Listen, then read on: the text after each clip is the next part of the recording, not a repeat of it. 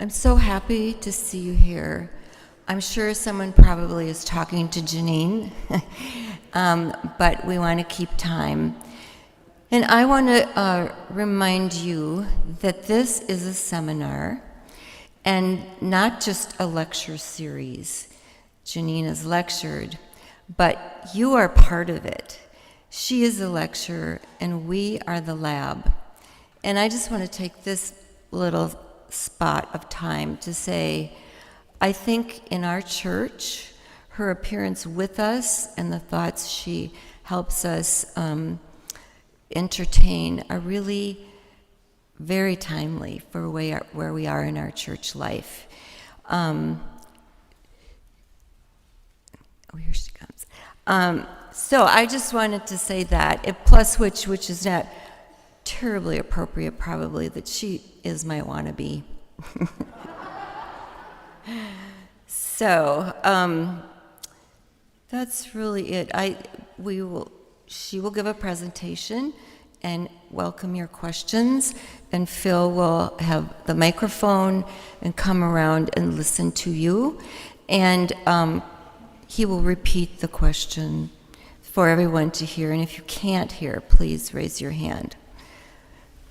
There she is. Okay. I think by now I don't really have to introduce her. I think she's wound herself into our minds and hearts. So I'm just going to turn it right over to Janine, and then we'll field questions, and then we'll have a little closing. So it's your stage, and I have your notes. Terrific.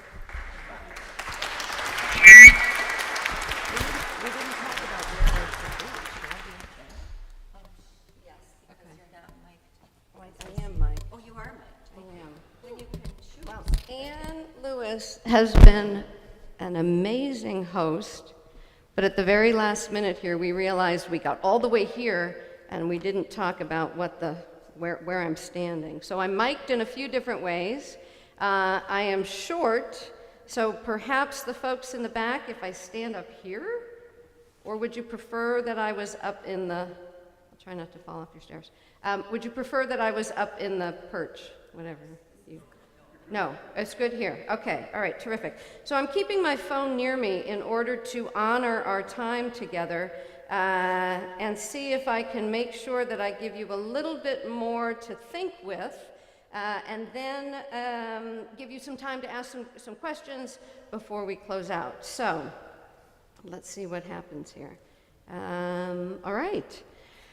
So you heard my sermon today, and I am grateful for the opportunity to do that because I think from a place as a theologian deeply rooted in my faith, but I have infrequent opportunities to actually break open the gospel and encourage the gathered community. So I'm grateful for that. I'm grateful to Reverend Mike for giving me that space to do that, and to each of you. And as if those of you who've been following along with our exploration in the Didier seminar will know that and you heard in the sermon, will know that the concern that I have is this rise of Christian nationalism, and the rise of Christian nationalism by which certainly violence takes place, but also a Christian hegemony that excludes our neighbors of other faiths. The reappearance of the idea of America as a Christian nation that is understood in a particular way. And so I tried to reference some of that in the sermon, but I wanted you to... Let me see what this looks like. So if one of the data points, one of the beautiful things about being part of the Didier seminar is that in thinking with a new audience, you're opening up new ideas. And so one of the new ideas for myself was when I tried to think about what does it mean to encourage a Christian community, a Christian congregation, to write forward an anti-supremacy gospel in the landscape of Christian nationalism. And I gave this data the other day, and maybe I gave it in both of our sessions so far, but it is a data point that sociologists Andrew Perry and Samuel Perry and Andrew Whitehead These sociologists have been studying this rise of the sentiment of Christian nationalism for a long time. And the data point that they offer is that around 50% of Americans lean in the direction of the ideas that surround a Christian nationalism that says, well, Christianity really, it's our heritage, it should be prioritized, Christians should, the Christian tradition should have a special place in the American landscape, even influencing legislation.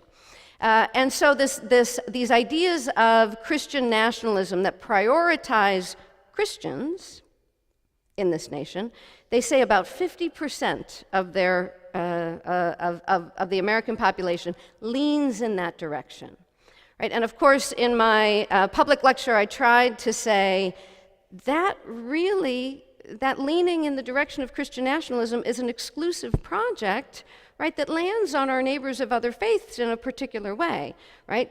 All the way up through the kinds of violence that we have seen engaged by Christian nationalists, but also the more subtle forms, right? The refusal of building, building permits for a Hindu temple, for example. So we use that as an example of how Christian nationalism might impact the people that are part of our neighborhoods. Okay. But the data point that occurred to me for the first time in preparing this was that we've got 50% of Americans who lean in the direction of Christian nationalism, right? We've got the rise of the unaffiliated in this country, right? We've got the rise of the unaffiliated, so 50% lean in the direction of Christian nationalism. Somewhere between 30 and 35% are unaffiliated with Christianity. So that leaves only about 15% of Americans who might write forward a Christian gospel that isn't Christian nationalism. Does that make sense? So group participation here, I don't know if it's going to work, but we'll try. So stand up. I thought you'd be a little bit more equally balanced, but if everybody stood up, this is the whole of America, so you got to stand up. Please rise. I don't know if it's going to work, but if we looked around and we tried for 50%, that probably goes back to the middle of this here. So why don't we imagine that this is 50% that's sitting, right? Something like that. But you guys stay. Yeah, right about, no, does that seem like 50% sitting, roughly? Right? And then we need another 35% sitting. So let's say all of you folks, and maybe a few of you in the back.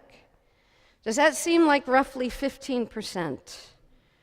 Right? So you guys can sit. So that my invitation to reimagine a non-supremacist gospel, like somebody's got to step up and do that. Right? Because if 50% and then 35%, it's like, well, there's really a small number of Christians left, right, to write forward that non-supremacist gospel. And I closed one of our sessions over the last couple days with my very favorite imam from NYU, Imam Khalid Latif, and he just reminds us, he says, well, organized evil, I'm not all that comfortable with that label, but organized evil will triumph over disorganized righteousness every time. Right? So the 15%, Christian nationalists are very organized, right? The messaging that's coming out from political spheres, the messaging that's coming out that says we need America as a Christian nation, those are organized bodies that are producing that messaging. And they are messaging in high-profile places, right? Where will the 15% send where do we do our messaging? Okay, I'm certain I'm already behind my own schedule here, but that is the way that this goes. Oh, not too far behind. Okay, so the Didier seminar began with this focus on Christian nationalism, but then began with this focus on Christian nationalism and the ways that that might land on our neighbors of the diverse faiths of the globe. And you heard in the sermon also my deep commitment to this twofold commandment of love of God and love of neighbor. So the kind of Christian nationalism that excludes my neighbors of other faiths or brings harm to my neighbors of other faiths, that is compromising this commitment to love of neighbor. So I want to be part of this anti-supremacy gospel simply because of love of neighbor. But Anne and I have had a long conversation over a couple of years now, right, about how that's good, and Christians should be doing that, but that misses the theological point. And for me as a theologian, my Christian faith opens up a wonder of what it means to be human, but my encounter with other faith traditions opens another location of wonder. That's just how I have experienced over the last 20 years of my study of other traditions, right? I probably went into my study of other traditions thinking, okay, I'm going to be a good neighbor. And then as I was studying other traditions and in conversation and going to other houses of worship, I thought,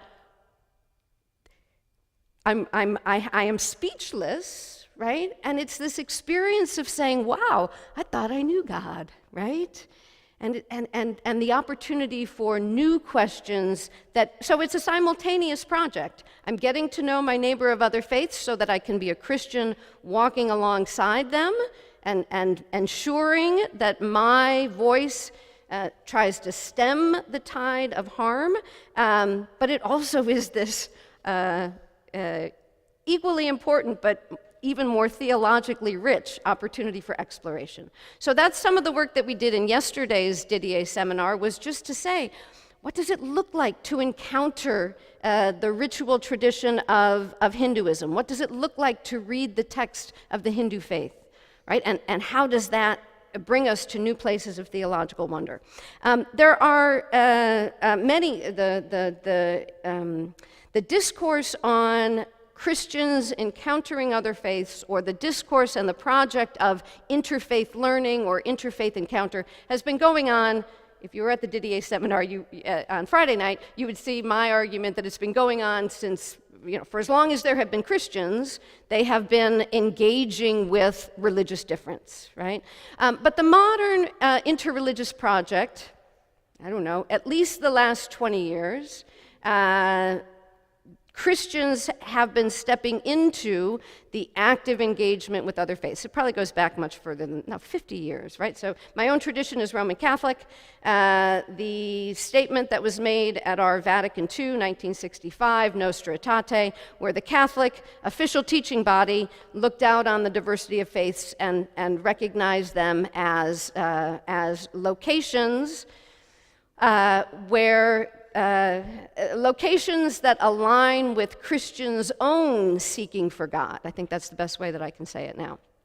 So that's 1965. So as long as I have been alive, this project has been going on in its modern form, but it hasn't really made it into our congregations across the board, right? Where engagement with other faiths is part of who we are as Christians in a complex world. Right? It's part of how we think about our own explorations of the faith by being engaged with our neighbors. Okay, and what sent me towards my own tradition of the Roman Catholic engagement with other faiths is that the teaching office of the Catholic Church put out a document that I think is still very helpful. I believe it's called Dialogue and Proclamation. Right, so those two dimensions of being a Christian in the world, but also being in dialogue. And what I find so helpful is that they lay out 4 different forms of dialogue. I just think it's helpful to kind of think about, okay, well, what might this look like? The first is the dialogue of life. And the description there is just look around, right? You are living in an interfaith reality, right? St. Paul, Minnesota, more broadly, it is an interfaith reality. So just getting to know your neighbors of other faiths is one strand of dialogue that they describe as the dialogue of life. right? We did some work yesterday in the dialogue of theological exchange, right? What does it look like to learn about the faith perspectives of our neighbors, right? The dialogue of theological exchange. The third is the dialogue of prayer or ritual. And we start to ask the questions, well, can we pray together? What do I need to know about my neighbor's faith tradition in order to pray together? And those open up really fascinating theological explorations that can be done in dialogue with our neighbors of other faiths. And then the fourth is the dialogue of action. And that has to do with those strands of interfaith justice work in the world, or interfaith care for our common home or our common community, right? So in what I thought would be an interesting way to spend some time together here is to give you, and I think that we have this, and did we end up having this as a handout, or we can send it out another time? I won't distribute it now, but that it might be around another time. Okay, perfect. Anne says she will run it off and leave it in the office. And maybe we can just put it on the Didier seminar. Maybe there's a website somewhere and it can be a resource. Because all I did was I looked out in your context. I said, okay, well, what are some interesting facts about religious diversity in your context, right? And then I opened up with one of these forms of dialogue to say, well, what would it look like? Right? If you engaged the religious difference in your own community. For example, the Star Tribune reported that there are 35 Hindu temples and groups in the Twin Cities, including the largest Hindu temple in North America in Maple Grove. Right? As home to the Hindu Society of Minnesota, what might a Christian congregation learn when they're welcomed on a tour of the temple in Maple Grove? If you go to their website, and I have it here, that's why the handout could be useful. If you go to their website, they say, we have somebody who's ready to welcome you and to give you a tour of our temple and to tell you about what it is we do, right? What would it look like? And we did a little bit of this work in our workshops yesterday, but how many folks have ever been inside a Hindu temple? Okay. Perfect. Right? And how do you weave that back into? How do you draw out the learning from that seeker group? Right? To say, yes, we went and saw, but that hasn't ended my questions, right? That has opened up new questions, and they're theological questions, and they're questions that we have to ask. Do they impact the way that we express our Christian faith, right? So that's a question then. That's a great answer, because then you look around and you go, oh, okay, who might, let me seek out those seekers, and let's get another group to continue that work. Moving to another group of long-standing religious expression in your own area. This data is from, I have it on here, but I'm not sure where I got it from. I have the numbers on here, and I have a reference, but it's a website, so I can't tell which organization presented this.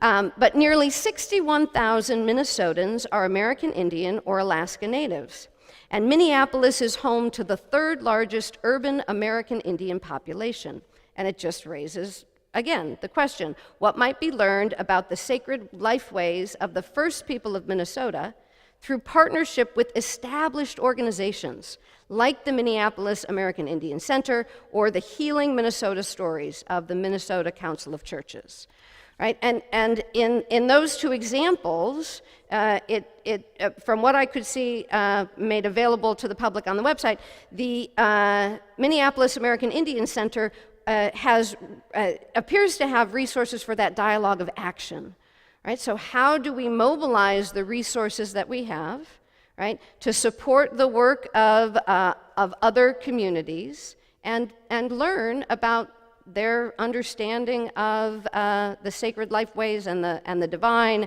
and the Creator in the process of that, right? Or we could go the route of saying, well, maybe we join an organization that's already in progress, right, and be part of that theological or ecclesial sharing of stories. Did the seeker group do some of that work? So every time I just say, okay, well, seeker groups, check, already did this, okay. And let me journey with the seeker group and just say that I think I've been that kind of a Christian in a seeker group for the last 25 years, and I still open things up in a new way, right? I still have a conversation with my Muslim colleagues, and I go, oh yeah, never thought about, right? So the seeking doesn't end.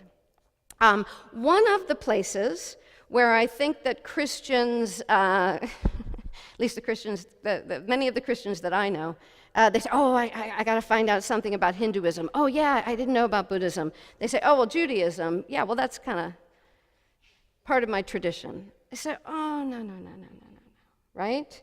The language of Christian nationalists who say, well, we're founded on Judeo-Christian roots, and so Christians can speak for the Jewish community as well. It's like, well, no, actually, the Jewish community has, for as long as Christianity and Judaism have gone their own, has been developing and expressing in as many of a variety of ways as Christians have, right? And so, according to the Cohen Center for Modern Jewish Studies at Brandeis University, there's approximately 34,000 Jewish households in the Twin Cities.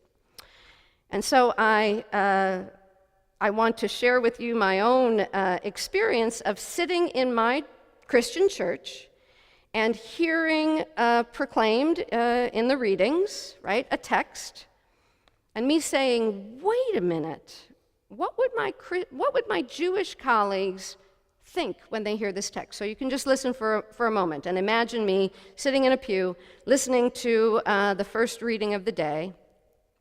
For a child has been born for us, a son given to us. Authority rests on his shoulders, and he is named Wonderful Counselor, Mighty God, Everlasting Father, Prince of Peace. I don't know how many Christians in the pews here say, well, that text is talking about Jesus. Well, Christians think that's talking about Jesus, but that's in fact from the book from Isaiah. It's from the Hebrew Bible, that our Jewish brothers and sisters and cousins, they still read that text, and they are not thinking of Jesus. So the sense in which this intimate, I have an intimate relationship with that text, but guess what? My Jewish colleagues have an intimate relationship with that text as well, and it's a very different relationship, right? So I do think that Christians often think, oh, I know the Jewish proclamation. You say, well. I also have asked my students, we visit a synagogue near our campus, and they have live streamed for a long time. And we viewed, we couldn't all go to the Rosh Hashanah service, but the embrace of Torah and the way that Torah binds the community in a really expressive way. Every time I watch it, I go, that is something that I just need to know more about, right? So those places where Christians kind of say, oh, I know that. Okay, I'm gonna make sure I keep moving through so that we can open up to questions. And I think I'm just about on time. So in the description provided by Carleton College, we read that Muslims have called Minnesota home since at least the 1880s. The current population of Muslims attending the more than 70 mosques in Minnesota are a diverse group that includes recent immigrants and those already established in Minnesota. They represent a variety of racial, ethnic, and national backgrounds. So our Muslim neighbors are breaking their fast, their month-long fast of Ramadan with their Eid celebrations this weekend. And it made me wonder which of the surahs, which of the chapters of the Quran will be part of their prayer. And what do I know of that? And one that I found that one community referenced as one that gets woven into their Eid celebrations, was from Surah 88. And the text asks, "Do they not ever reflect on camels, how they were masterfully created, and the sky, how it was raised high, and the mountains, how they were firmly set up, and earth, how it was leveled out? So continue to remind all, O prophet, for your duty is only to remind. You are not there to compel them to believe." And as I heard that or read that, and I heard kind of a similar pattern to what we heard in the book of Job, right? This sense of human beings needing to be reminded of the God that transcends them, right? The God who created the wonders that we encounter, right? And to remember, right, our relationship to that Creator God, right, is a relationship of where we are not God, right? That's the idea there. But then I started to think, when our Muslim neighbors hear that element of the Quran, hear that surah, and maybe they're praying about those who will be reminded of God, will they count us, their Christian neighbors, as among those people of the book who are brought to God through reflection on creation? Like, do they actually count us as believers, right? Do they count us as the people of the book as the Quran describes? Will they count us, Christians, as those who need to be reminded, right? As the prophet is put in place to remind the people? Or will they see us as unbelievers? Right? And what kinds of ways are Christians in the world, right, that our Muslim neighbors might say, that's not the way that we understand, right, that God calls us to be with one another. But then finally, what would it look like for us as a Christian community to join in a month-long fast of Ramadan? My children, and maybe your children, have relationships with their classmates where they know that their Muslim friends are fasting all day long, and they get a sense of, and then they ask, well, what's that all about, right?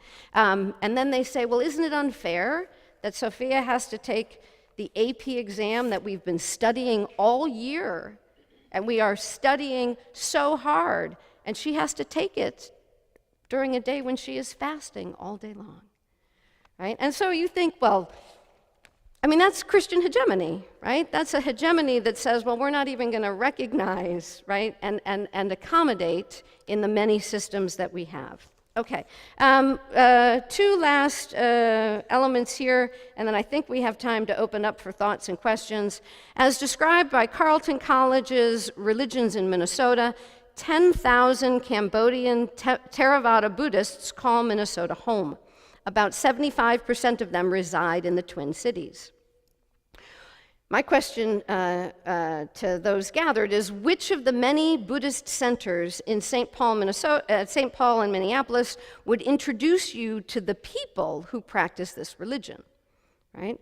Which would invite you into their practices? And how might the people and practices be different at different centers, right? So when we think about the encounter with any one of these faiths, right, we're stepping into a relationship with a particular group of Buddhists, of Muslims, of Jews, right?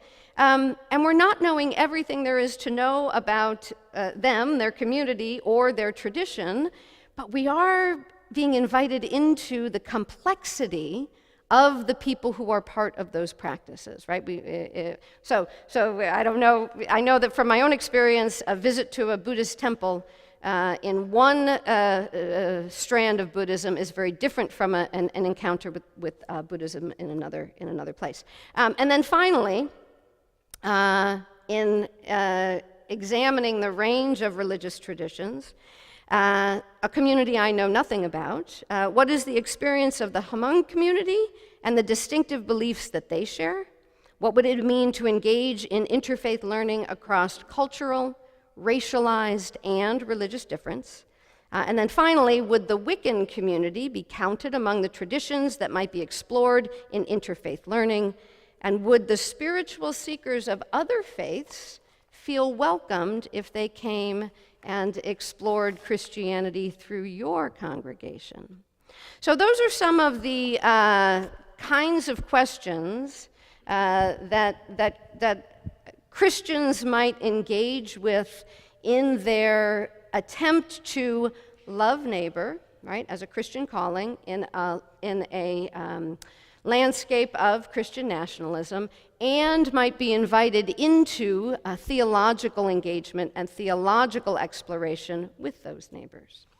So that is kind of the place. That's a lot all at once, but it might be a place from which we can say, okay, what are your thoughts about interfaith engagement as a Christian practice, right? Not as kind of, oh yeah, that's something I do on the side, but as something that deepens our relationships within the community and our engagement with our faith tradition. So either pursuing that question or other questions, and Phil is our microphone. I thought you'd never say anything. Paul never says anything. Paul's been getting his I'm question going to ready. start with the premise that you self-identify as a theologian. And what you do is you help interpret theological issues for the rest of us. Speak for us and to teach and help us learn, okay? So my question is, I'm seeking help from you in a situation I have. You talk about learning and dialogue, but I have so many friends and colleagues that don't want to enter into a dialogue. And I'll take an example from my own field, Justice Amy Coney Barrett. She belongs to a very narrow cult that is Christian, that wants to reshape America in their own design. She wouldn't say she's a Christian nationalist, but she is. So she's an example of the type of person I want to enter into a dialogue with. So how do I enter into a dialogue with people like that? How would New Justice Jackson be able to enter into a dialogue with Barrett? So there's multiple, luckily Paul shared that style of a question with me earlier and got me sort of thinking of the various ways that I would answer that. Okay, so the first is a very practical response that you opened up for yourself. You said, let me put this in my context, the context of my professional life. If I think that I am trying to speak to all Christian nationalists, right, then maybe I'm taking out an ad, maybe I'm getting access to a media outlet, maybe I am writing something and making it public, right? But I really appreciate the way that Paul said, well, I'll give you an example from my own context, right? How do we think about those very public ways, right, of putting out a different message, but how do we prepare ourselves to look for those opportunities that we already have because of the natural relationships that we have, right? So I could go and make an appointment. I mean, I don't even know if I could make an appointment to knock on the door of one of the justices that you describe, right? I know activists and organizers who do make appointments with their elected officials, and they do say, as a faith-based organization, we think that these elements of legislation should be really carefully looked at. But I don't know that that is one trajectory one could take, but I really want us to be thinking, right? Are we prepared to have those conversations with people that we are already in relationship with? Right? Because the exploration of the Didier seminar over the last couple days has allowed us to see that these need to emerge as deep and complex dialogues, right? And we have to ask ourselves the question, have we kind of written off anyone that is, kind of leans towards Christian nationalism, or do we have those places where we say, well, look, oh, well, the Muslims want to build a mosque in the neighborhood. I think it's going to ruin the neighborhood. Well, what do you know about the practice? What do you know about the practices of our Muslim neighbors? Like, have you met any of our neighbors? Right? What has led you to want to refuse that building permit? Right? And so so there are strategies of very public getting organized, right? And putting out a statement as a congregation, right? And saying, okay, we feel strongly enough as a congregation that we're willing to put out our voice there. And the symbolic capital of religious traditions and the symbolic capital of Christian congregations standing against Christian nationalism or the kinds of movements of exclusion and hate that we see is very powerful, right? And this is one of the points from the beginning. Where are the Christian congregations who are concerned about the rise of Christian nationalism, and how do we get organized to express our concern, right? So my answer at this point is kind of multiple layered, right? There are populations of Christian nationalism that we don't have direct access to, right? But that we might get organized and present our commitments very publicly, right? We put it out there in the public.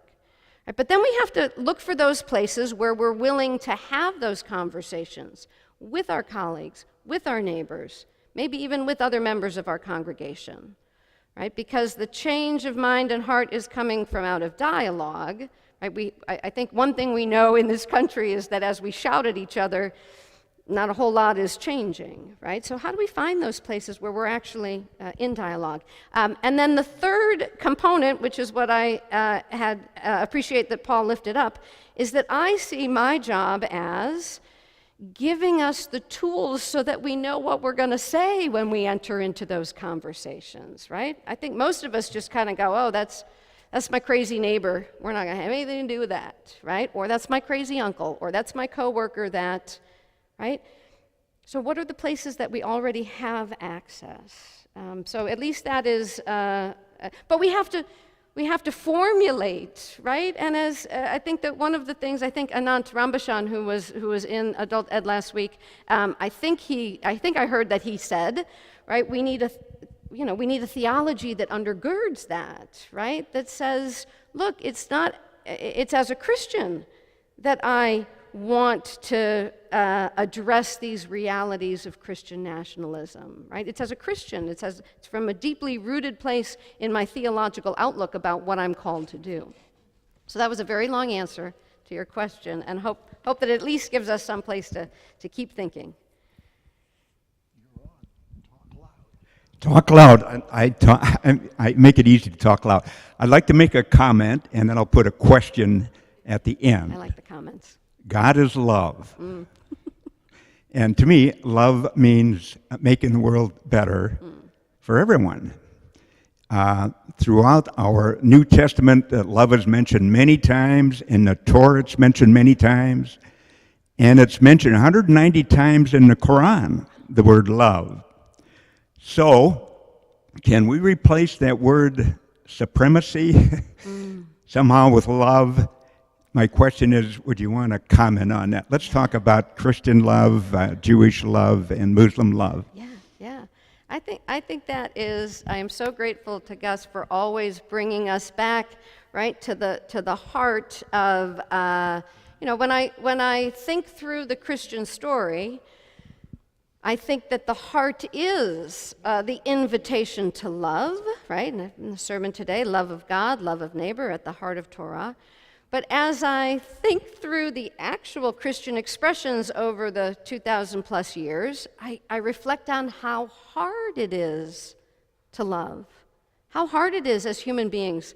I sometimes say it's hard to be human, right? And we've seen failing again and again and again. I describe the history of Christianity in this country too often as an epic failure to love. Right? Like, we just fail. I guess it's really hard, right, to authentically love. And so to gather together with those who are willing to say, yeah, everything else, right, when everything else fades away, it's love. And some Christians will even say, well, that's God. God is love. And some elements in the New Testament will even say, that's God. God is love, right? But I, so I don't know, I'm not going to get into the natural tendency to whatever, but we do seem to have a pattern as humans, right, of protecting ourselves, right, of putting limits on our love, right, this is it. Jesus when in the work up to the Good Samaritan story, he's asked, right, he's teaching love of God and neighbor. That's the heart. Somebody asks him, right, what do I need to do for eternal life? And Jesus says, probably rolls his eyes and says, come on, really? Right? You know, right? What's the law? What's written in Torah? Love of God, love of neighbor. Good, right? You got it. Off you go. And the response comes back, well, who is my neighbor? And I think that's what we do, right? We go, well, I'm a good person, right? I'm not mean to people. I'm nice, right? But we kind of put a limit. We kind of put a limit on our love. So I really appreciate that. And even as I was saying that the history of Christianity in this country is a history of the epic failure to love, which I believe that because of the ways that I have read the history of Christian and white supremacy as woven in and using the Christian story in that way.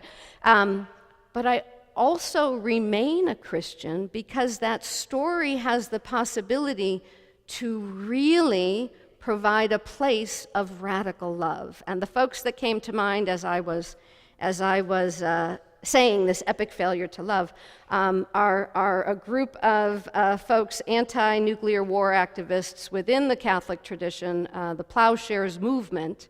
And I got to know the most recent Plowshares expression, which was a couple years ago, the Plowshares 7. And they are Christians, they are Catholics, who believe that their deeply rooted commitment to our faith is that they are to love, and that when our nation pours billions of dollars into the buildup of our nuclear arsenal, and we continue to do that, we are not only failing to love those who are in need, but what are we doing other than creating the conditions to kill our neighbors around the globe?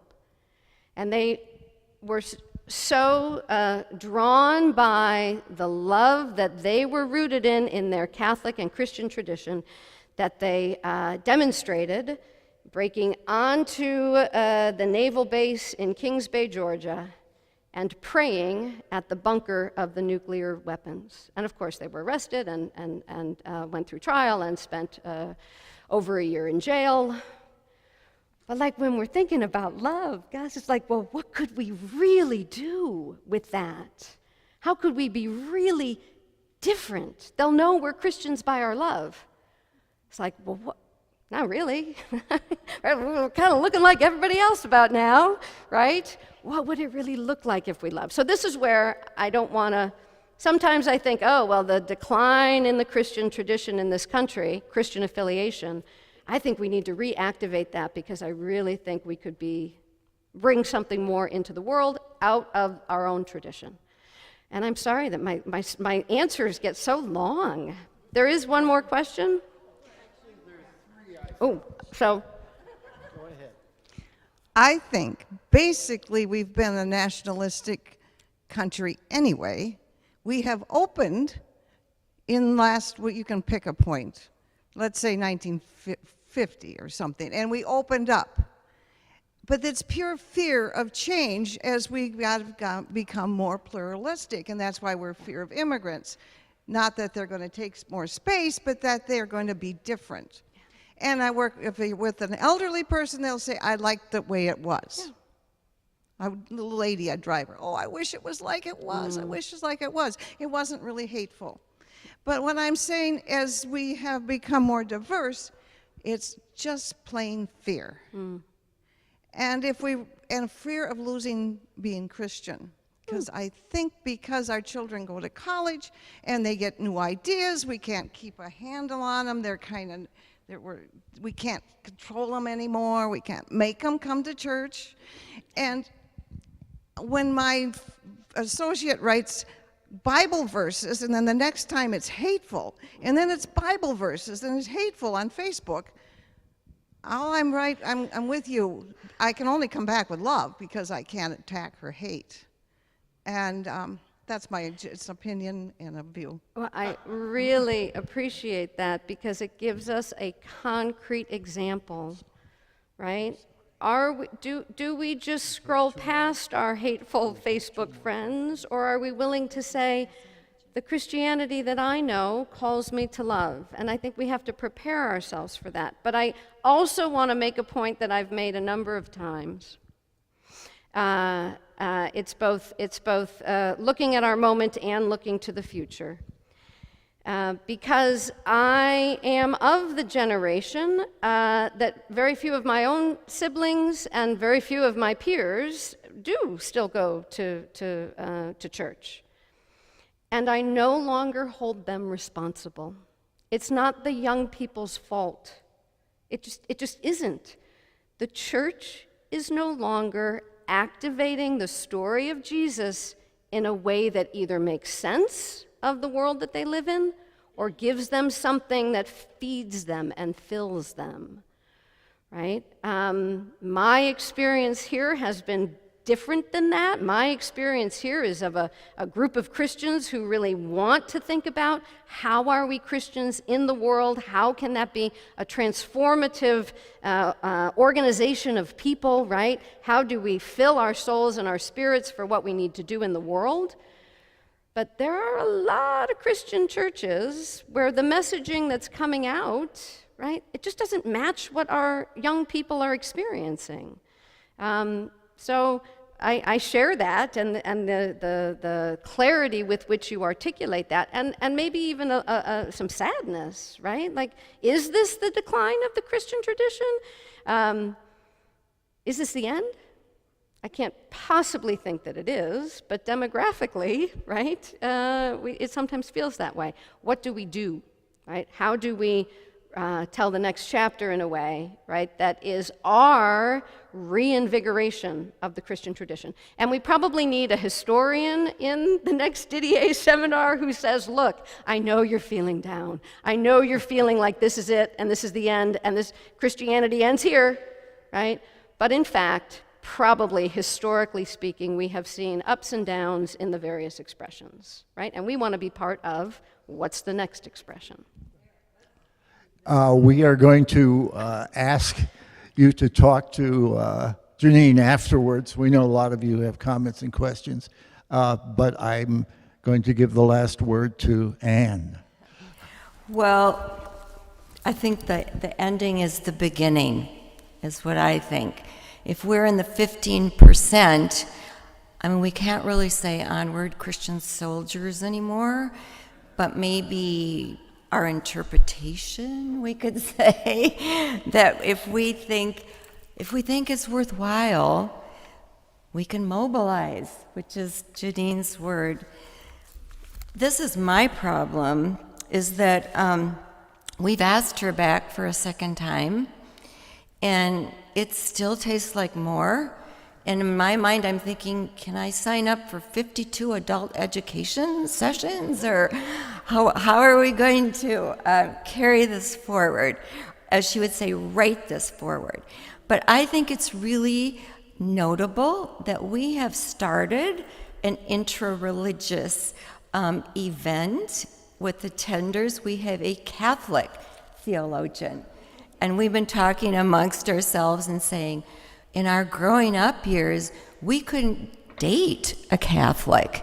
And now she's helping us figure out Protestant theology. So we can't be too down about it, can we? And not only that, we have a Jewish rabbi with us. Thinking, Rabbi Cohen, are you still, there he is. Thinking, so here we are, intra, which is kind of the new buzzword in interfaith relations. So I think we're in the house of hope, right? So let's have hope. So I will formally close by saying so sadly that this concludes our Didier seminar for this year. Our annual think-along, dedicated to the idea that in every age the Spirit speaks, that its voice is never frozen in time, and that to remain vital and meaningful and relevant in this place, it must be interpreted and reinterpreted in the life and times of every generation, our congregation, by inviting gifted thought leaders like Janine, who so looks just like us. Isn't that amazing? Right. To explore together topics like this year's in the most diverse nation in the world, the relevant and critical topic of Christianity and religious diversity, and what kind of Christianity. Janine has lifted up for us rich interpretations that we can pull out of our rich tradition, very relevant, and making them very relevant in our own time and process. She has taught us how to be enriched, how the Spirit speaking not only through her, but through us and of others as gifts, as more of the limitless, multiple manifestations of the divine. So thank you, Janine, for helping us to hear the new voices.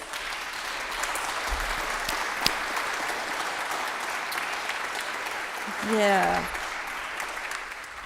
She's given us a new lens and broadened our lens. So again, she's the lecturer, we're the lab, and she asks us, what will we write forward in our time as our spiritual ancestors did in theirs? We are the reformed and reforming tradition.